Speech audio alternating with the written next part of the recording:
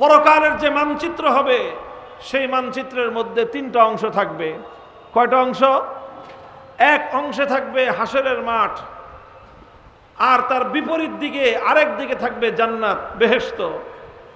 একদিকে হলো হাসরের মাঠ, আর তার বিপরীত দিকে হলো বেহেশত বা জান্নাত। এই হাসরের মাঠে থাকবে সকল মানুষ, সব মানুষ, আউয়ালুহুম ওয়া আখিরুহুম, আদম আলাইহিস সালাম থেকে নিয়ে শুরু করে কিয়ামতের পূর্ব দিনে জন্মগ্রহণকারী সর্বশেষ আদম সন্তান, সকল মানুষ এই হাসরের মাঠে তাদেরকে জমায়েত হতে হবে। আল্লাহ পাক সব মানুষকে হাসরের মাঠে একত্রিত করবেন, হিসাব কিতাব হবে। এরপরে এখান থেকে মানুষ জান্নাতের উদ্দেশ্যে রওনা করবে। হাসরের মাঠ থেকে জান্নাতে যাওয়ার জন্য মধ্যখানে বিরাট একটা গ্যাপ আছে, খালি জায়গা। ওই জায়গাটাই হলো জাহান্নাম। ওই জায়গাটায় কি? জাহান্নাম, দোজক। অর্থাৎ মানচিত্রটা হলো এই, এদিকে হাসরের মাঠ, মধ্যখানে জাহান্নাম, তারপরে হলো খোদার জান্নাত এবং বেহেশত। হাসরের মাঠ থেকে প্রতিটা মানুষের গন্তব্য হবে জান্নাতের দিকে যাওয়া। প্রত্যেকটা মানুষ বেহেশতে যেতে চাইবে, কিন্তু বেহেশতে যেতে হলে রাস্তা একটাই, সেটা হলো জাহান্নামের উপর দিয়ে তোমাকে বেহেশতে যেতে হবে। There is no alternative way, বিকল্প কোনো রাস্তা নাই। ওয়া ইন মিনকুম ইল্লা ওয়ারিদুহা কানা আলা রাব্বিকা হাতমান মাকদিয়া, ওয়া ইন মিনকুম ইল্লা ওয়ারিদুহা কানা আলা রাব্বিকা হাতমান মাকদিয়া। আমার আল্লাহ বলেছেন, দুনিয়ার যত বড় মানুষ হোক না কেন, আল্লাহর নৈকট্য প্রাপ্ত মানুষ হোক না কেন, যত বড় নবী পয়গম্বর হোক না কেন, আল্লাহর নিকট যত আপনজন হোক না কেন, যত বড় ক্ষমতাশালী, যত বড় প্রভাব আর প্রতিপত্তিশালী ব্যক্তি হোক না কেন, প্রত্যেকটি মানুষের জন্য একটা পরিস্থিতির সম্মুখীন হওয়া ছাড়া বিকল্প কোনো পথ নাই। ওয়া ইন মিনকুম ইল্লা ওয়ারিদুহা, প্রতিটা মানুষকে হাসরের মাঠ থেকে জাহান্নামের উপর দিয়ে অতিক্রম করা ছাড়া ভিন্ন কোনো পথ নাই, ভিন্ন কোনো পথ নাই। আপনারা পদ্মার এপারের মানুষ, যারা পদ্মার এই পারের মানুষ, এখন তো পদ্মা সেতু দিয়ে ঢাকার দিকে যান। পদ্মা সেতু পার হওয়া ছাড়া আগে আরেকটা রাস্তা ছিল, সেই উত্তরবঙ্গ ঘুরে কুষ্টিয়া হয়ে, তারপরে ওখান দিয়ে পাবনা হয়ে, তারপরে সিরাজগঞ্জ হয়ে, নাটোর হয়ে, যমুনা সেতু পার হয়ে ঢাকায় যাওয়ার একটা রাস্তা ছিল। যমুনা সেতু হওয়ার আগে পদ্মা আর যমুনা দিয়ে বাংলাদেশটা একদম এই প্রান্ত থেকে অপর প্রান্ত পর্যন্ত দুই ভাগ ছিল। এই পারের মানুষ ওই পারে যেতে হলে হয় পদ্মা নদী পার হইতে হতো, না হয় যমুনা নদী পার হইতে হতো। এছাড়া ভিন্ন কোনো রাস্তা বাংলাদেশের মানুষের, দক্ষিণ অঞ্চলের, পূর্ব উত্তর অঞ্চলের মানুষের ওই দিকে যাওয়ার কোনো রাস্তা ছিল না। ঠিক ওরকম, ঠিক একইভাবে হাসরের মাঠ আর অপর দিকে আল্লাহর জান্নাত, এর মধ্যখানে জাহান্নাম। হাসরের মাঠ থেকে জান্নাতে যেতে হলে জাহান্নামকে অতিক্রম করে ছাড়া জান্নাতে যাওয়ার আর কোনো রাস্তা নাই। প্রতিটা মানুষকে এই যে রাস্তা, একটাই রাস্তা, একটাই পথ, এই পথটাকে অতিক্রম করতে হবে। এই পথটাকে বলা হয়েছে আখিরাতে আস-সিরাত। এই আখিরাতের জাহান্নামের উপর দিয়ে নির্মিত এই রাস্তা, এটাকেই বলা হয়েছে সিরাত। তো যেহেতু জাহান্নামের উপর দিয়ে রাস্তাটা, তো আমাদের বাংলায় যদি কোনো রাস্তা কোনো গর্তের উপর দিয়ে থাকে, নদীর উপর দিয়ে থাকে, কোনো নিচু অঞ্চলের উপর দিয়ে যদি কোনো রাস্তা নির্মিত হয়, সেটাকে আমরা ব্রিজ বলি, সেটাকে আমরা পুল বলি।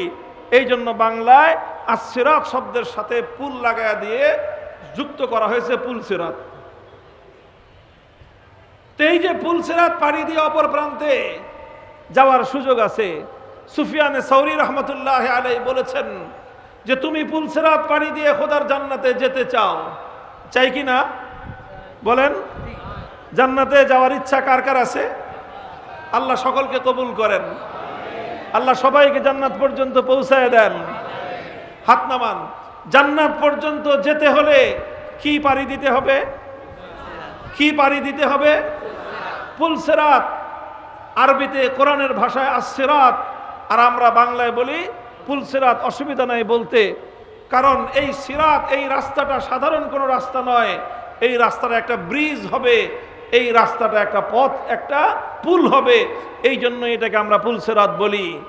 সুফিয়ান রহমতুল্লাহ আলাইহি বলেন, তুমি যদি আখিরাতে পুলসিরাত পাড়ি দিতে চাও, তাহলে তোমাকে দুনিয়াতে সেটার একটা প্রস্তুতি নিতে হবে। আখিরাতের পুলসিরাত পাড়ি দেওয়ার জন্য তোমাকে দুনিয়াতে তার জন্য অনুশীলন করতে হবে, তার জন্য প্র্যাকটিস করতে হবে। আখিরাতের পুলসিরাত পাড়ি দেওয়ার দুনিয়ার প্র্যাকটিসটা হলো দুনিয়াতে তোমাকে ইস্তেকামতের সাথে থাকতে হবে।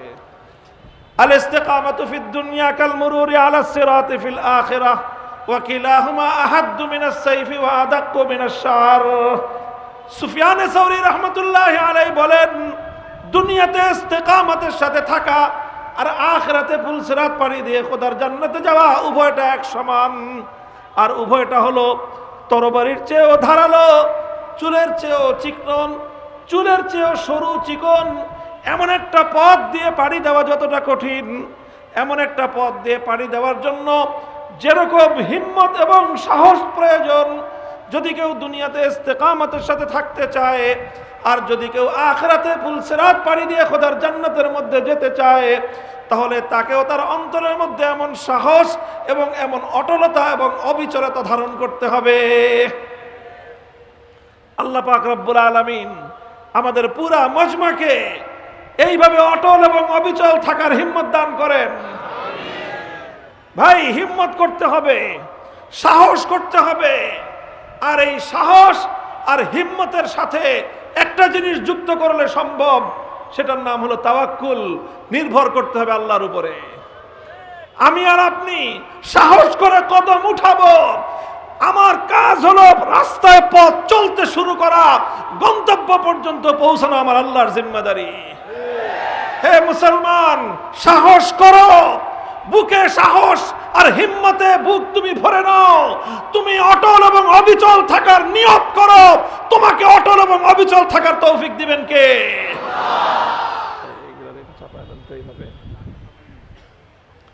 মুহতারাম হাজিরিন, এই জন্য ইস্তেকামতের কথা বলতেছি আমি আপনাদেরকে, ইস্তেকামতের কথা বোঝাচ্ছি আমি আপনাদেরকে।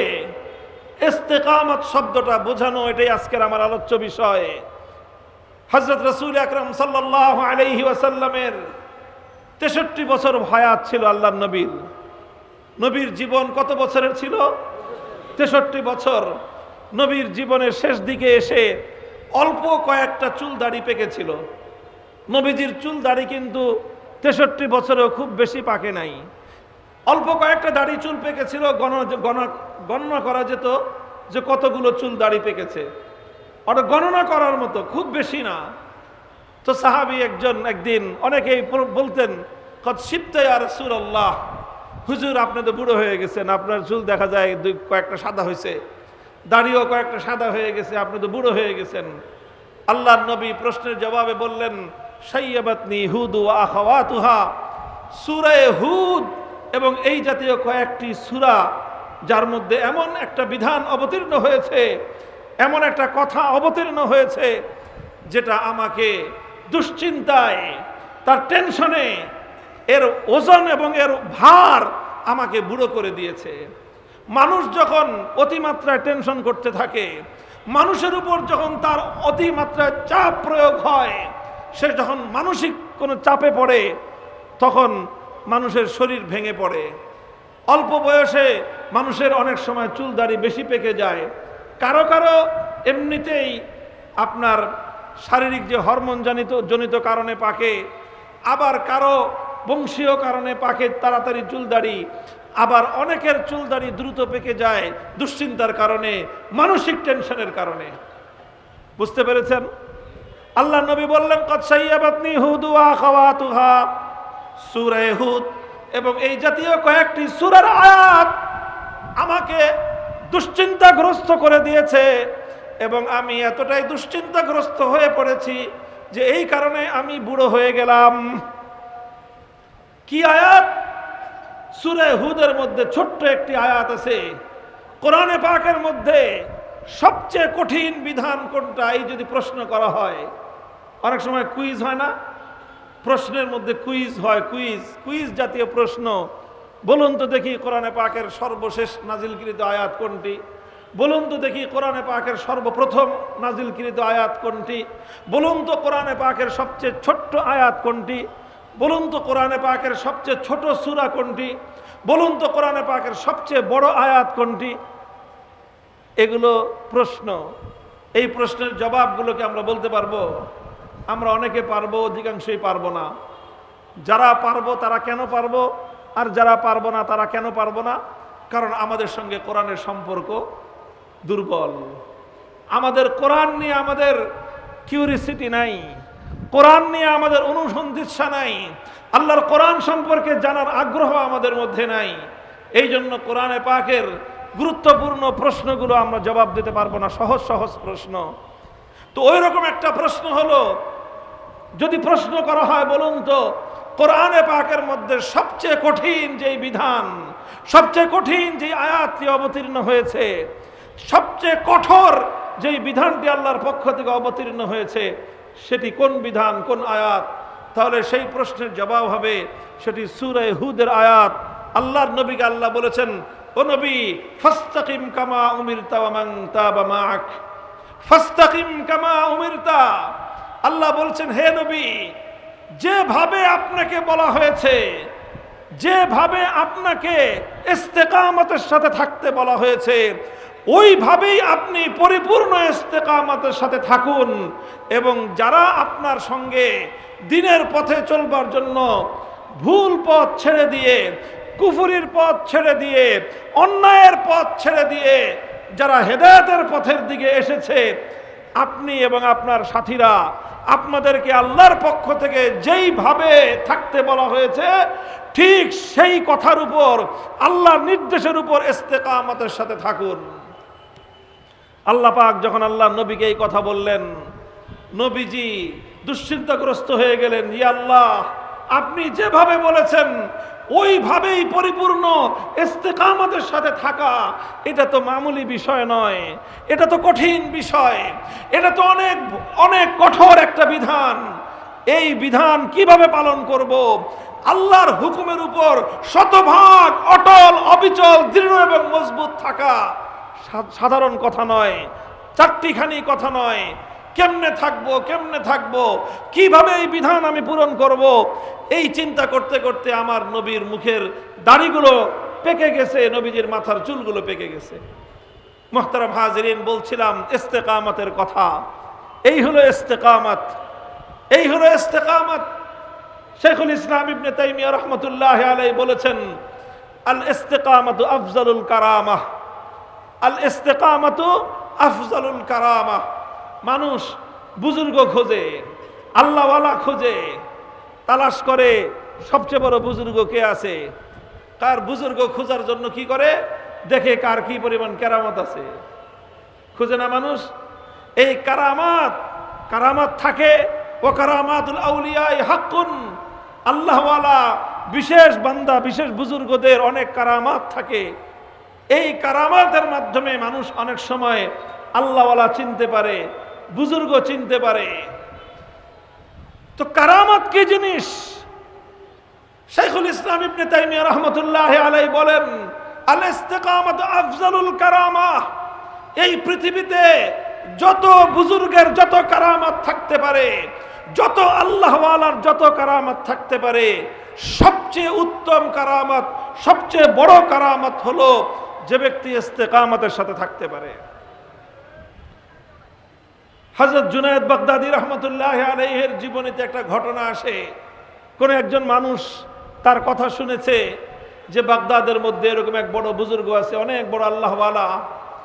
তো সেই লোকটা ওনার নাম শুনেছে অনেক, মনে করছে এত বড় বুজুর্গ, সারা পৃথিবীতে যার নাম, এত বড় আল্লাহওয়ালা, অনেক সারা দুনিয়াতে তার সুনাম সুখ্যাতি, না জানি তার কত কেরামতি থাকবে।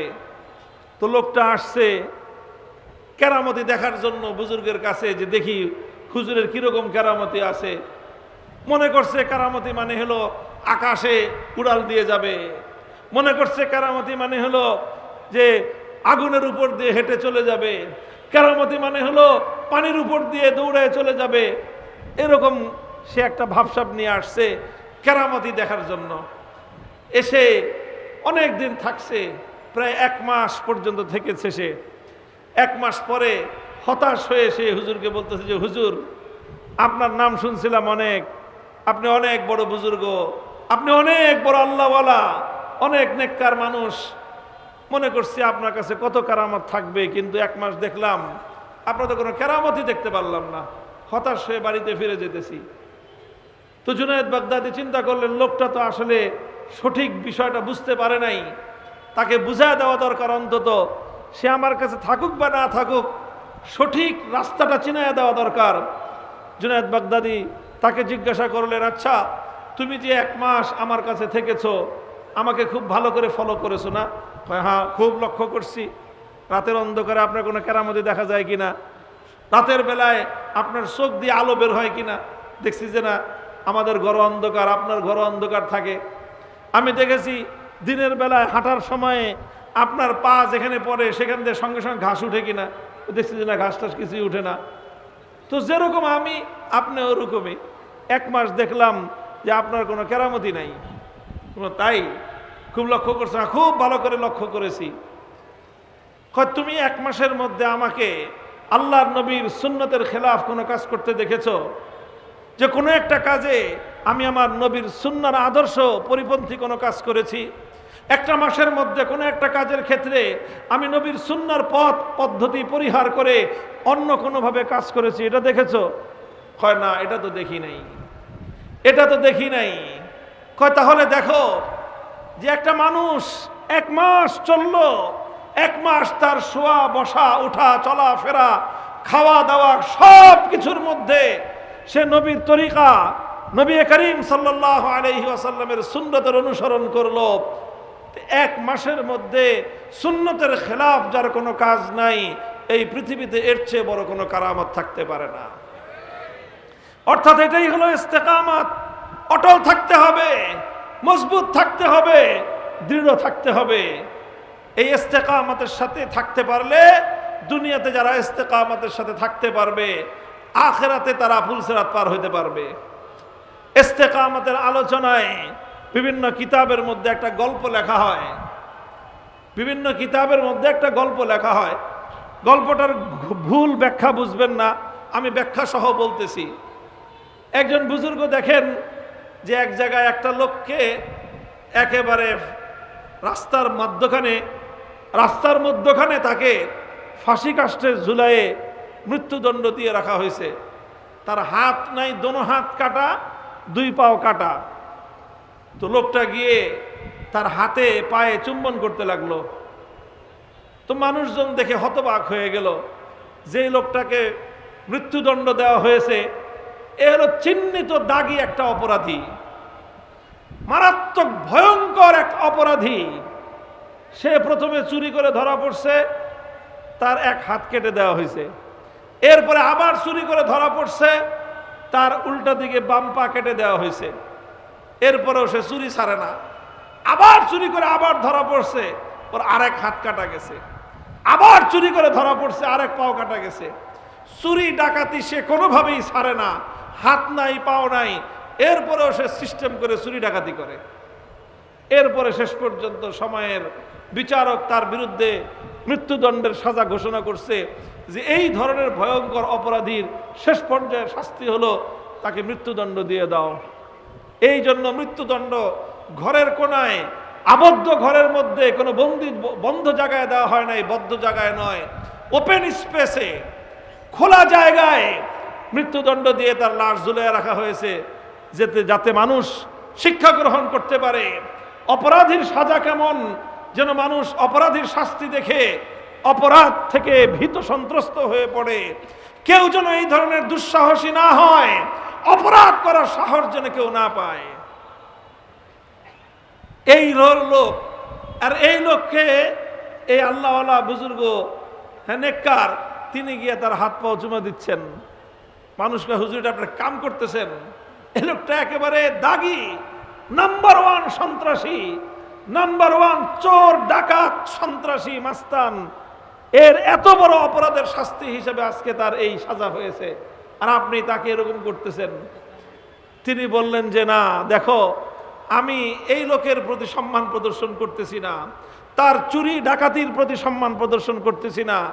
আমাকে একটা জিনিস, তার একটা বৈশিষ্ট্য আমাকে আশ্চর্যান্বিত করেছে, আমি তার ওই বৈশিষ্ট্যটাকে আমি স্যালুট জানাচ্ছি। সেটা হলো ও বেটা চুরির উপরে ইস্তেকামতের সাথে ছিল। ওর কত বড় ইস্তেকামত, হাত কাটছে কাটুক চুরি ছাড়বো না, পাও কাটছে কাটুক চুরি ছাড়বো না, আরেক হাত কাটছে কাটুক চুরি ছাড়বো না, আরেক ঠ্যাং কাটছে চুরি ছাড়বো না। জীবনের শেষ মুহূর্ত পর্যন্ত চুরি ছাড়ে নাই, চুরির উপরে এমন অটল এবং অবিচল থাকছে, জীবন দিয়ে দিছে, চুরি ছাড়ে নাই। ওর এই যে জীবনের শেষ মুহূর্ত পর্যন্ত একটা সিফাত, একটা বৈশিষ্ট্যকে দৃঢ়ভাবে ধারণ করতে পারা, অটলভাবে একটা বৈশিষ্ট্যের উপর থাকতে পারা, এই গুণটাকে আমি স্যালুট জানাইতেছি। ওকে স্যালুট জানাই না, ওর অপকর্ম অন্যায় অপরাধকে আমি স্যালুট জানাই না, তবে এর ভিতর থেকে একটা চমৎকার বৈশিষ্ট্য বেরিয়ে এসেছে, যেটা থেকে আমরা শিক্ষা গ্রহণ করতে পারি। ফাতাবিরু ইয়া উলিল আবসার। আল্লাহ পাক কোরআনে পাকের মধ্যে একটা অনন্য আয়াত ইরশাদ করেছেন, হে চক্ষুষ্মান ব্যক্তিরা, তোমরা সব কিছু থেকে শিক্ষা গ্রহণ করো, সব কিছু থেকে শিক্ষা গ্রহণ করো, সব কিছু থেকে শিক্ষা গ্রহণ করো। খারাপটা দেখেও ভালো শিক্ষা নেওয়া যায়। কথা বুঝেন কি বললাম? খারাপটা দেখেও ভালো শিক্ষা নেওয়া যায়। একজনকে জিজ্ঞাসা করা হয়েছিল, একজন দার্শনিককে, তুমি আদব শিখছো কাকে দেখে? আমি আদব শিখছি বেয়াদবকে দেখে। তুমি বেয়াদবের কাছ থেকে কেমনে আদব শিখলা? আমি বেয়াদবকে লক্ষ্য করেছি যে বেয়াদব কোন কোন আচরণ করার কারণে মানুষের কষ্ট হয়, বেয়াদব কোন কোন আচরণ করার কারণে মানুষ তার প্রতি রুষ্ট হয়, বেয়াদবের কোন কোন আচরণের কারণে মানুষ তার প্রতি বিরক্ত হয়, বেয়াদবের কোন কোন আচরণের কারণে মুরব্বীরা তাকে অভিশাপ দেয়। আমি শিখেছি যে ওই সমস্ত কাজগুলো যদি আমি পরিহার করতে পারি, তাহলে আমি আদব শিক্ষা করতে পারবো। মুহতারাম হাজিরিন, এটা হলো মুমিনের সিফাত, যে সব কিছু থেকে শিক্ষা গ্রহণ করতে হবে, খারাপ থেকেও শিক্ষা নিতে হবে, ভালো থেকেও শিক্ষা নিতে হবে, ভালো থেকে ভালোটা শিক্ষা নিয়ে অনুসরণ করতে হবে, খারাপ থেকে শিক্ষা নিয়ে খারাপটাকে বর্জন করতে হবে। আজ আমরা সকলকে বলি, আমি সকলকে বলি, এই যে পতিত স্বৈরাচারী অত্যাচারী জালিম ইসলাম বিরোধী শক্তি, তার মধ্যে একটা জিনিস ছিল, সারা দুনিয়া উল্টে যাক, স্বৈরাচার আর জুলুমের পথ সে ছাড়ে নাই। শেষ মুহূর্ত পর্যন্ত খুন খারাপের পথ সে ছাড়ে নাই। সারা দেশের সব মানুষ মরে যাক, ক্ষমতার চেয়ার সে ছাড়বে না। লক্ষ মানুষকে হত্যা করতে হয়, খুন করবে, হত্যা করবে, গদি ছাড়বে না। গদিটাকে সে যেইভাবে ধরছিল আটকে, চেয়ার যেইভাবে মনে হয় যে একেবারে তার নিতম্বের সাথে একেবারে সুপার গুলো দিয়ে সে গণভবনের চেয়ার আটকে রাখতে চাইছিল। সুপার গুলো দিয়ে চেয়ার আটকে রাখা যায় না। যদি বেশি বেশি করে সুপার গুলো লাগাও, চেয়ার ছুটবে, পাছার চামড়া সহ ছুটে আসবে। শিক্ষা গ্রহণ করো পৃথিবীর জালেমেরা, পৃথিবীর শাসক গোষ্ঠী, শিক্ষা গ্রহণ করো। ওয়ালা তাহসাবান্নাল্লাহা গাফিলান আম্মা ইয়ামালুজ জালিমুন। অত্যাচারী, অবিচারী, খুন খারাপিকারী, মানুষের জীবনকে অতিষ্ঠকারী, জনগণের জানমাল ইজ্জত আবরুর উপর হস্তক্ষেপকারী, তোমার কাছ থেকে সারা পৃথিবী শিক্ষা গ্রহণ করতে হবে যে আল্লাহ ছাড় দেন, ছেড়ে দেন না।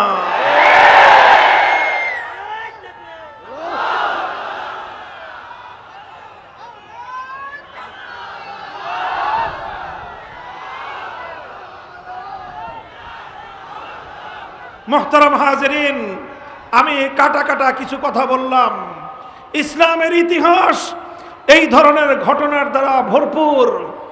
শুধু ইস্তেকামত কিতাবের পাতায় নয়, ইস্তেকামত এবং অবিচলতার কথা শুধু তাফসীরের গ্রন্থে নয়, ইস্তেকামত আর অবিচলতার কথা শুধুমাত্র হাদিসের পাতা আর হাদিসের ব্যাখ্যা গ্রন্থের পাতায় নয়, বরং ইসলামী ইতিহাসের 1400 বছরের প্রতিটি যুগ, প্রতিটি শতাব্দী উম্মতের আলেম সমাজ, উম্মতের আল্লাহর প্রিয় বান্দাগণ, উম্মতের মুজাহিদিন ইসলাম, আল্লাহর দ্বীনের পথে যারা সংগ্রামী, তারা ইস্তেকামতের দৃষ্টান্ত স্থাপন করে দুনিয়ার মানুষের সামনে ইস্তেকামতের সবক দিয়ে গেছেন।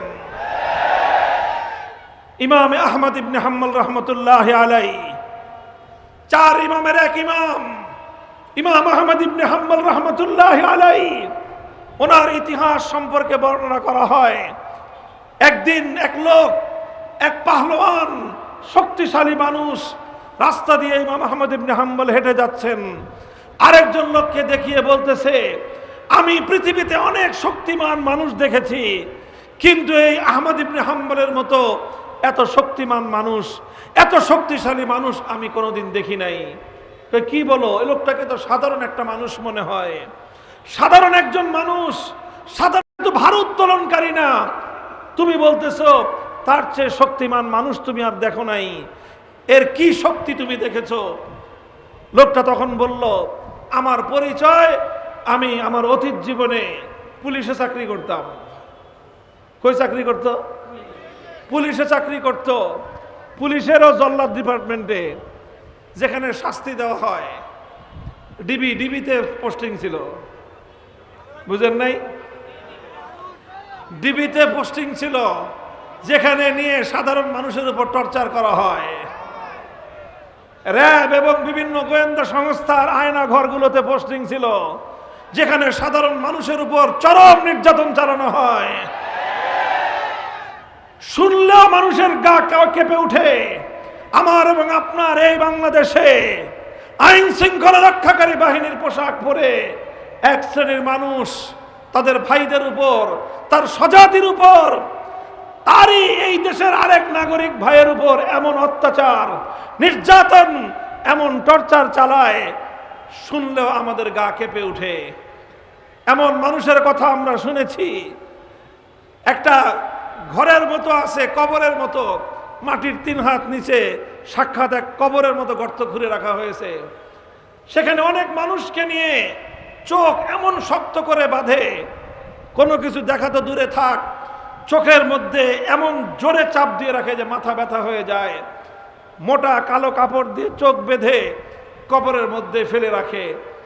যদি দয়া হয় দিনে একবার গিয়ে কোন রকম মুখে খাবার তুলে দেয়, অথবা বলে দেয় খাবার আছে, চোখ খুলতে পারবে না, খাবারটা খেয়ে নাও। এইভাবে ওই অবস্থায়, চোখ বাঁধা অবস্থায়, কবরের মতো অন্ধকার আবদ্ধ মাটির ঘরের মধ্যে দিনের পর দিন নয়, মাসের পর মাস রেখে ফেলে রাখে। এমন অনেক মানুষ আছে যে বেঁধে রাখার কারণে এখানে মাথার মধ্যে পোকা হয়ে যায়, মাথা চোখ পচে যায়, গলে যায়। যদি পচে গলে মরে যায়, লাশটাকে একদিকে ফেলে দেয়। এই যে গুম হলো, আর কোনোদিন তার হদিস খুঁজে পাওয়া যাবে না। তার বাবা মা জানবে না তাদের আদরের দুলাল কোথায়, তার সন্তানেরা জানবে না তাদের প্রাণাধিক প্রিয় সেই বাবা কোথায় গিয়েছে। এভাবেই বহু মানুষ আমার আপনার এই শান্তির জনপদ থেকে চিরদিনের জন্য ভয়াবহ নির্মম নির্যাতনের শিকার হয়ে বিদায় গ্রহণ করে, যাদের কোনো সন্ধান খুঁজে পাওয়া যায় না। বহু মানুষ এমন রয়েছে এই জনপদে, আরো নানা রকম অকথ্য নির্যাতনের সম্মুখীন হয়। এরকম বড় বড় বক্স বানানো আছে, বক্স। অনেক মানুষকে বক্সের মধ্যে ঢুকায়, ড্রয়ের মধ্যে ঢুকায়, ড্রয়ার বন্ধ করে দেয়। ড্রয়ের মধ্যে আবদ্ধ অবস্থায় জীবন্ত একটা মানুষ থাকতে হয়। বাতাস আসে, নিঃশ্বাস নেয়, অক্সিজেন থাকে, হাত পা নাড়ানোর কোনো সুযোগ নাই, উঠার সুযোগ নাই, বসার সুযোগ নাই, এই অবস্থায় থেকে যায়। অনেক মানুষকে এমন ঘরের মধ্যে আবদ্ধ করে রাখা হয়, যেই ঘরে ছোট্ট একটা খাট আছে, আর বাকি ঘরটা পরিত্যক্ত একটা ঘরের মতো, মাটিতে সাপ বিচ্ছুতে ভরা। সাপ বিচ্ছু আসতেছে, ওখানেই দিনের পর দিন, মাসের পর মাস, বছরের পর বছর অনেক মানুষের কেটে যায়। এই ধরনের মানুষের উপর অকথ্য নির্যাতন হয় আমার এই দেশে। বিগত সময়ে হয়েছে, আমরা আশা করি যে আগামী দিনে এই বর্বরতার হাত থেকে আমাদের দেশ এবং জাতি উদ্ধার পাবে। ইসলামে কোনো মানুষের উপর এই বর্বরতা চালানোর কোনো সুযোগ নাই। একজন মানুষ যত বড় অপরাধী হোক না কেন, যত বড় সে শাস্তিযোগ্য অপরাধ করুক না কেন, শাস্তি কার্যকর করে দাও। মৃত্যুদণ্ডের অপরাধ করে থাকলে মৃত্যুদণ্ড দিয়ে মেরে ফেলো, কিন্তু জীবন্ত রেখে একজন মানুষকে তিলে তিলে হত্যা করার কোনো সুযোগ, কোনো বৈধতা ইসলামের মধ্যে নাই। এই সকল, এই বর্বরতা, এই অসভ্যতা আমাদের দেশের আইন শৃঙ্খলা রক্ষাকারী বাহিনী কোথায় পায়? পায় হলো তাদেরকে ট্রেনিং দেওয়া হয়, তাদেরকে যে প্রশিক্ষণ দেওয়া হয়, সেই উন্নত বিশ্ব নামক অসভ্য বিশ্বের বড় বড় দেশগুলো থেকে এই ধরনের বর্বরতার ট্রেনিং এবং বর্বরতার নানা আয়োজন তারা সেখান থেকে আমদানি করে, টর্চার সেল বানায়, মানুষের সঙ্গে এমন বর্বর আচরণ করা হয়। বহু মানুষ প্রত্যক্ষদর্শীদের কাছ থেকে সকল বর্ণনা শুনতে শুনতে কান স্তব্ধ হয়ে আসে, চোখের পানিতে মুখ ভেসে যায়। এই শান্তির দেশ, এই সুন্দর দেশ, এই দেশেরই একটা কালো অধ্যায় রয়েছে, যেই অধ্যায় কালো পর্দার অন্তরালে, লোকচক্ষুর অন্তরালে এই সকল বর্বরতা চালানো হয়। বলবেন এটার উপায় কি? বন্ধ করার উপায় একটাই, বন্ধ করার উপায় একটাই। আইন শৃঙ্খলা রক্ষাকারী বাহিনী যারা রয়েছে, যারা মানুষের কাছ থেকে তথ্য সংগ্রহ করার দায়িত্বে থাকে, অপরাধীদেরকে শনাক্ত করার দায়িত্বে যারা থাকে, অপরাধীদেরকে শাস্তি প্রয়োগ করার দায়িত্ব যাদের থাকে, তাদেরকে কোরআন সুন্নাহর আলোকে ট্রেনিং দেওয়া হোক। কোরআন সুন্নাহ প্রদত্ত, ইসলাম প্রদত্ত কোরআন সুন্নাহর প্রশিক্ষণ ছাড়া সত্যিকার মানুষ তৈরি হতে পারে না।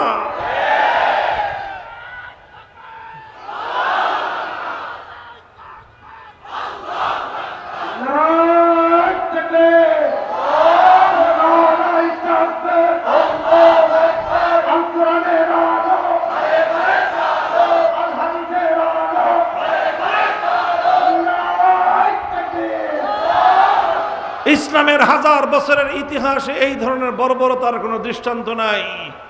ইসলামে এটার কোনো সুযোগ নাই। একজন মানুষকে এভাবে অবর্ণনীয়ভাবে জীবন্ত মানুষকে তিলে তিলে হত্যা করা হবে, এই ধরনের কোনো সুযোগ নাই। আমাদের হেফাজতের নেতাকর্মীদের অনেকের সাথেও এই ধরনের এতটা বর্বরতা হয় নাই। অনেকের নখ প্লাস দিয়ে টেনে খুলে ফেলা হয়েছে। একটা জীবন্ত মানুষের নখ যদি প্লাস দিয়ে টেনে খুলে ফেলা হয়, যারটা খোলা হবে সেই বুঝতে পারবে। আমি নিজের চোখে অনেক দৃষ্টান্ত দেখেছি যে এই সমস্ত মানুষের আক্রান্ত হয়েছে। আমি একজনকে দেখেছি, তার সমস্ত নখের গোড়াগুলো কালো হয়ে গেছে, এমন বাঁকা হয়ে গেছে আঙ্গুলের মাথাগুলো, আর নখের গোড়াগুলো কালো। জিজ্ঞাসা করলাম কেমনে হয়েছে? বলে যে হুজুর, প্রত্যেকটা নখের আঙ্গুলের মাথা দিয়ে, প্রত্যেকটা আঙ্গুলের মাথা দিয়ে পিন আলপিন এগুলো হাতুড়ি দিয়ে পিটায় পিটায় ঢুকাইছে ভিতরে। 5 আঙ্গুলের 5টা দিয়ে এইভাবে পিন ঢুকিয়েছে, কিছু অংশ বাইরে আর বাকিটা ভিতরে। তারপরে ওই যে লাইট আছে, যে লাইট আপনার ওই যে কি বলে এটাকে, গ্যাস লাইট আছে না, গ্যাস লাইট দিয়ে যারা যে সিগারেট খায়, আগুন ধরায়, বাসা বাড়িতে আজকাল চুলায় আগুন ধরানোর জন্য গ্যাস লাইট ব্যবহার হয়।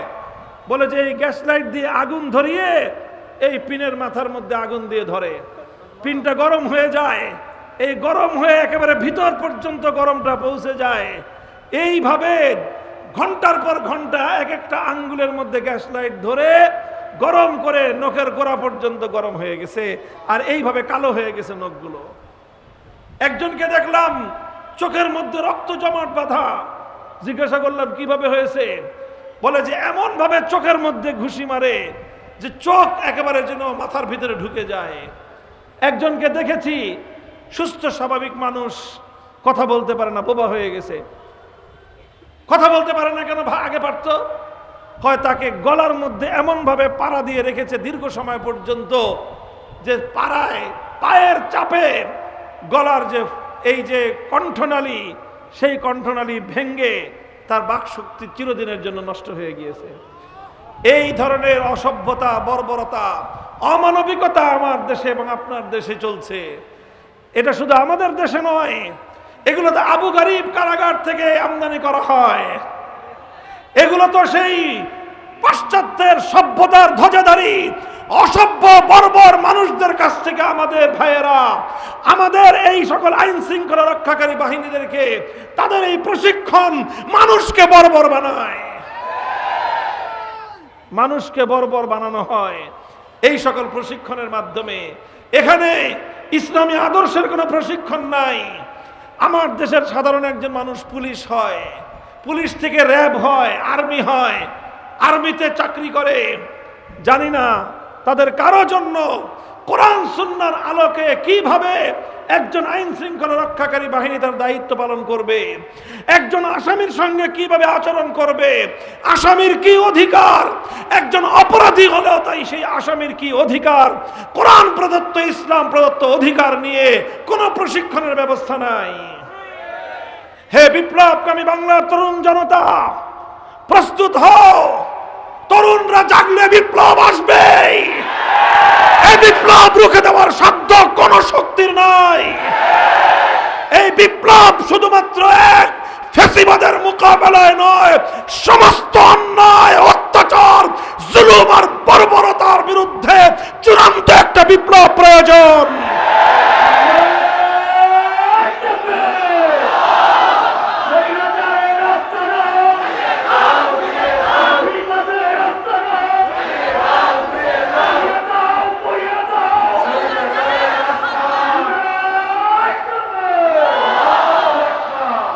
বিপ্লব আনতে হলে শপথে বলিয়ান হতে হবে।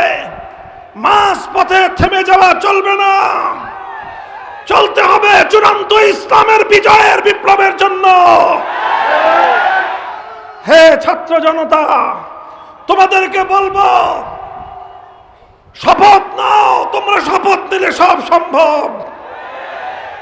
এই সব কিছু সম্ভব তোমরা করে দেখিয়েছো। 16টা বছর, 14টা 15টা বছর পর্যন্ত রাজাকার ট্যাগ দিয়ে, রাজাকার অপবাদ দিয়ে কত অশীতিপর বৃদ্ধ মানুষদেরকে কারাগারে নিয়ে বন্দী করে রাখা হয়েছে। দৃশ্য দেখলে কেউ চোখের পানি সংবরণ করতে পারবে না। ঢাকা কেন্দ্রীয় কারাগারে যান, সেখানে মানুষের কাছ থেকে, আমার তো সেই সুযোগ হয় নাই, কারণ আমি যেখানেই ছিলাম 3টা বছর কঠোর নজরদারি ছিল আমার উপরে। আমার কাছে কোনো মানুষ যেন আসতে না পারে। আমার যেই রুমে থাকতো সেই রুমের অনেক সময় সেই রুমের জন্য আলাদা একজন কারারক্ষী প্রহরা থাকতো, যাতে আমি কারোর সাথে কথা বলতে না পারি, কেউ যেন আমার সাথে কথা বলতে না পারে। এই জন্য অনেকের সাথে আমার দেখা হওয়া সম্ভব হয়নি, কিন্তু কোন সুযোগে কথা বলে জেনেছি এই ঢাকা কেরানীগঞ্জের কারাগারে এখনো এমন কিছু ওয়ার্ড আছে, এমন কিছু জায়গা আছে, সব বৃদ্ধ মানুষ, কারো 80 বছর, কারো 90 বছর বয়সের মানুষগুলোকে এনে কারাগারের মধ্যে ফেলে রাখছে। বছরের পর বছর মানুষ, এমন অনেক মানুষ আছে নিজের হাতে টয়লেট করে পানি খরচ করার তার সুযোগ ও ব্যবস্থা নাই, সেই শক্তিটুকু পর্যন্ত নাই। সেই মানুষগুলোকে রাজাকার সাব্যস্ত করে, যুদ্ধাপরাধী সাব্যস্ত করে তাদেরকে এইভাবে কারাগারের মধ্যে মাসের পর মাস নয়, বছরের পর বছর আটকে রেখেছে। একটা মানুষ আমি দেখলাম, এই যখন সর্বশেষ বিগত 7 জানুয়ারি নির্বাচন হলো, এই নির্বাচনের আগ দিয়ে ব্যাপক হারে গণগ্রেফতার হয়েছিল। একটা মানুষ দেখলাম তার 2টো হাত এখান থেকে নাই, 2টা হাত নাই। এই লোকটাকে ধরে আনছে পুলিশে। জিজ্ঞাসা করলাম কি হয়, কেন, কি অবস্থা? কয় বাস এই আমি একটা রাজনৈতিক দল করি, একটা দুর্ঘটনায় বৈদ্যুতিক শর্ট সার্কিটে আগুন লেগে তার হাত দুটো পুড়ে গেছে, যার কারণে তার হাত দুটোটাই কবজির উপর থেকে কেটে ফেলতে হয়েছে। এই মানুষটাকে, সে রাজনৈতিক একটা দলের কর্মী, শুধু এই কারণে তার বাড়ি থেকে তুলে এনে মামলা দিয়ে জেলখানায় পাঠিয়ে দেওয়া হয়েছে। এখন বলেন, একটা মানুষের দুটো হাত নাই, সে খাবার খাবে কিভাবে? সে খাবার খায় কিভাবে? সে বাথরুম করে পানি খরচ করে কিভাবে? বললো যে হুজুর, আমার সবকিছু আমার স্ত্রী করে দিতে হয়, আমার স্ত্রী আমাকে খাবার খাওয়ায় দেয় এবং সেই আমার টয়লেটের সময় আমার সহযোগিতা করে, আমার পানি ব্যবহার করাতে সেও সেই আমার পানি ব্যবহার করে আমাকে পরিষ্কার পরিচ্ছন্ন করে দেয়। এখন জেলখানায় কে করে দিবে আমার এই কাজ? কোন বাবার সন্তান? এই রকম মানুষকে পর্যন্ত ধরে এনে শুধুমাত্র অপরাধ, সে কোনো মিছিলেও যায় নাই, মিছিলে যেতে পারে এই আশঙ্কায়, সে সরকার বিরোধী একটা রাজনৈতিক দলের কর্মী, শুধু এই অপরাধে এই ধরনের মানুষকে ধরে এনে মাসের পর মাস জেলখানায় আবদ্ধ করে রাখা হয়েছিল। এই বর্বরতা চলেছে আমার এই জমিনে, আমাদের এই দেশে। খোদার গজব তোমার উপর কেন নেমেছে শেখ হাসিনা, তুমি বুঝো না? কেন তোমাদের গোষ্ঠী একবার এভাবেই ধ্বংস হয়েছিল? কারণ তোমাদের সেই আমলেও এভাবেই হাজার হাজার মায়ের বুক তোমরা খালি করেছিল। সেবার যেভাবেই হোক তোমাদের দুজনকে আল্লাহ রক্ষা করেছিলেন। এরপরে আল্লাহ তোমাকে অনেক সুযোগ দিয়েছিলেন। তোমাদের বর্ণনা মতে 88 কেজি, 94 কেজি, কত কিছু থেকে আল্লাহ তোমাকে রক্ষা করেছেন। গ্রেনেড হামলা হলো, জানি না কাহিনী কি, সবাই মরে, তার গায়ে গ্রেনেড লাগে না, কি কাহিনী ছিল তা জানি না। তোমাদের ভাষ্য মতে সেখান থেকে আল্লাহ রক্ষা করলেন। আল্লাহ তাকে যতই রক্ষা করেছেন, সে তত বেশি দাম্ভিক হয়েছে। ফেরাউনের ইতিহাস পড়লে জানা যায়, তাফসীরের কিতাবগুলোর মধ্যে ফেরাউন সংক্রান্ত একটা বর্ণনা পাওয়া যায়। ফেরাউনকে আল্লাহ পাক রব্বুল আলামিন অতি মানবীয় কিছু বৈশিষ্ট্য আল্লাহ দিয়েছিলেন। ফেরাউনের নাকি সারা জীবন কোনোদিন অসুখ হয় নাই। এমনকি ফেরাউন, সে 40 দিনের মধ্যে একবার বাথরুম করলেই চলতো তার।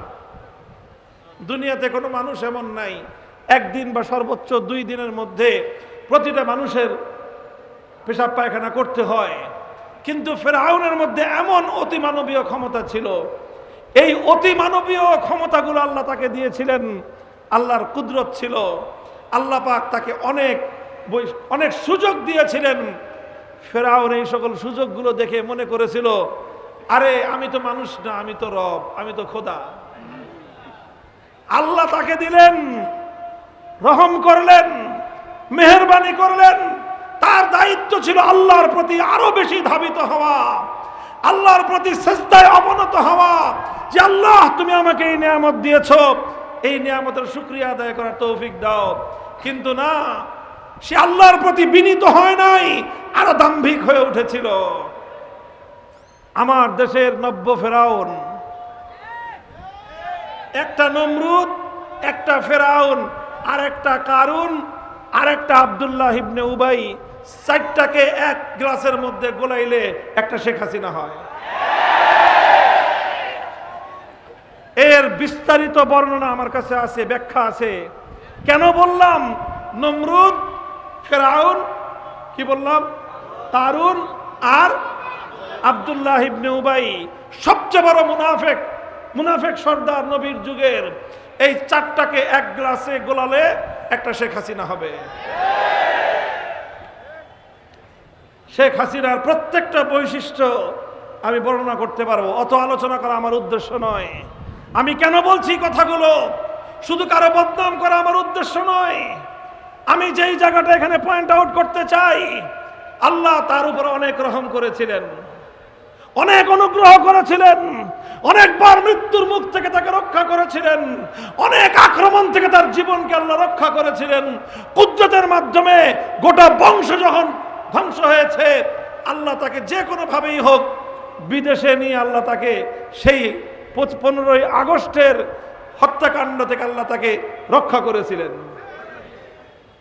কিন্তু আল্লাহ তাকে যতই অনুগ্রহ করেছেন, সে ততই দাম্ভিকতা প্রদর্শন করেছে, তত দাম্ভিকতা প্রদর্শন করেছে। বিশ্বাস না হয়, আপনারা যারা কেরানীগঞ্জে কারাগারে গিয়েছে, যারা কারারক্ষী আছে, কেরানীগঞ্জ কারাগারে কোনোদিন ডিউটি করেছে, জিজ্ঞাসা করবেন এই যে মানবতা বিরোধী অপরাধের দোহাই দিয়ে গত 5-10 বছর যতগুলো মানুষকে গ্রেফতার করে এনেছে, কারো বয়স 80 বছর, কারো বয়স 85 বছর, কারো বয়স 90 বছর, এই 90 পর 80 পর বৃদ্ধ মানুষগুলোকে এনে মানবেতর ভাবে, অমানবিক ভাবে জেলখানার 4 দেয়ালে বন্দী করে রেখেছে। তাদের জন্য তেমন কোনো সুযোগ সুবিধার ব্যবস্থাও নাই। একটা ওয়ার্ডের সেই বৃদ্ধ মানুষগুলোর আহাজারি হাজার শেখ হাসিনার ধ্বংসের জন্য যথেষ্ট ছিল। 1000 শেখ হাসিনার তখ্ত, 1000 শেখ হাসিনার ক্ষমতার মসনদ উল্টে দেওয়ার জন্য এইরকম একটা বন্দিশালার অল্প কয়েকজন বৃদ্ধ বুড়ো বন্দীদের আহাজারি, ফরিয়াদ আর আর্তনাদ আর অভিশাপ যথেষ্ট ছিল। আমাদের উপর রাগ করো না, ক্ষিপ্ত হয় না। কথাগুলো বলছি ফাতাবিরু ইয়া উলিল আবসার থেকে। শিক্ষা গ্রহণ করো, শিক্ষা গ্রহণ করো। জীবন এখনো আল্লাহ তোমাকে হায়াতে রেখেছেন, এটাও তোমার উপর আল্লাহর আরেকটা রহমত।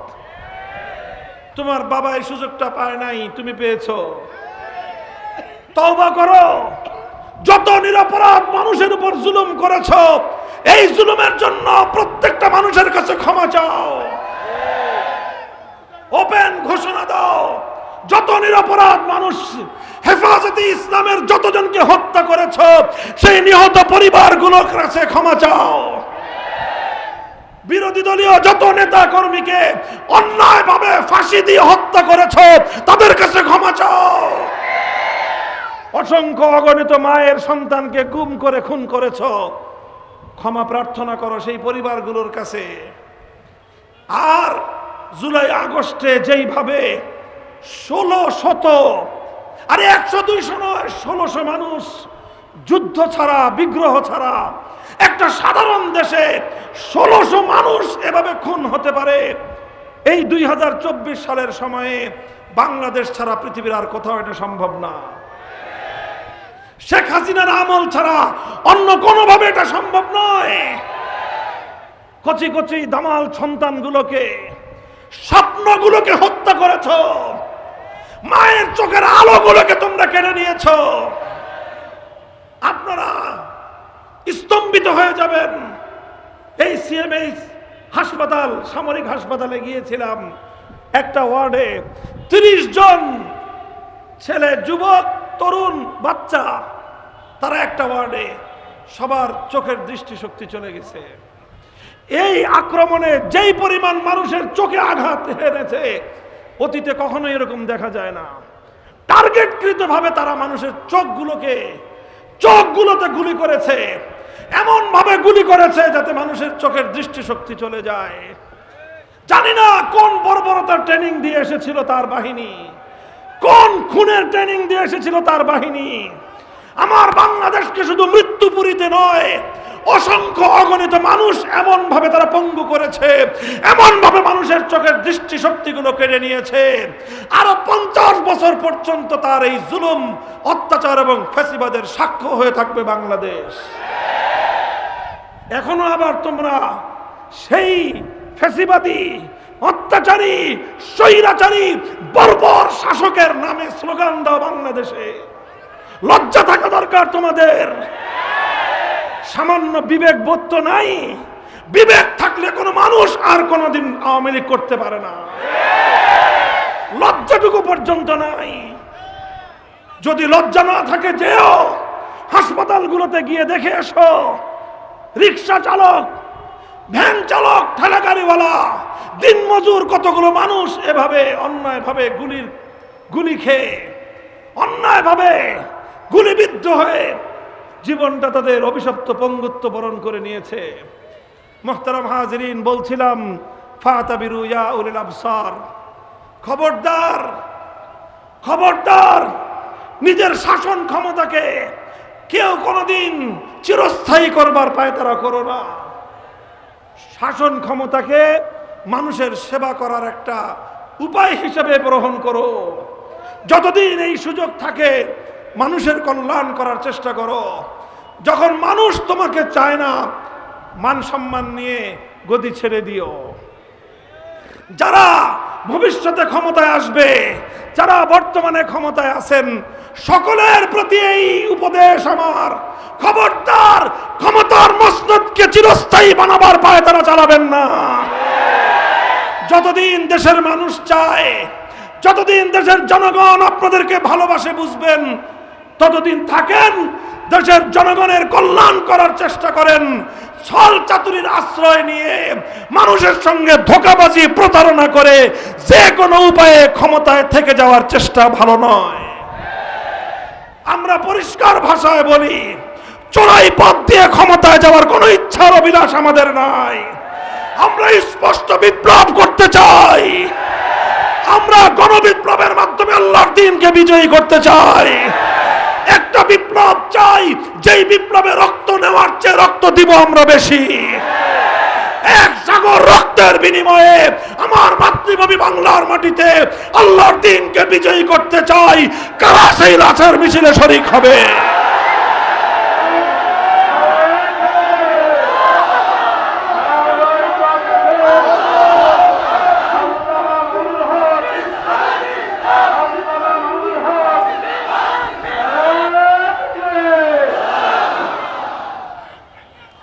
মুহতারাম হাজিরিন, অনেক সময় গড়িয়ে গেছে। ইচ্ছা ছিল ইস্তেকামতের উপর আরো কিছু কথা বলবো, আর কথা বলার প্রয়োজন নাই ইনশাআল্লাহ। হে আমার খুলনার বাসী, আমার প্রিয় ভাইয়েরা, তোমরা ঈমানের উপর অটল এবং অবিচল থাকবে তো? ইস্তেকামতের সাথে থাকার চেষ্টা করবে তো? ইস্তেকামতের পথে দুটি বিষয় অন্তরায় হয়ে দাঁড়ায়। এক নম্বর হলো লোভ লালসার মাধ্যমে আমাদের ইস্তেকামতের পথে অন্তরায় আসতে পারে। কোন লোভে আমরা পড়ব না। আমাদের লক্ষ্য অবিচল, আমাদের মঞ্জিল অটুট থাকবে। আমার লক্ষ্য দুনিয়ার ক্ষমতা নয়, আমাদের লক্ষ্য থাকবে আল্লাহর দ্বীনের বিজয়। অনেক সময় ভয় ভীতির মাধ্যমে আমাদেরকে বিচ্যুত করবার চেষ্টা করা হবে, লক্ষ্যচ্যুত করার চেষ্টা করা হবে।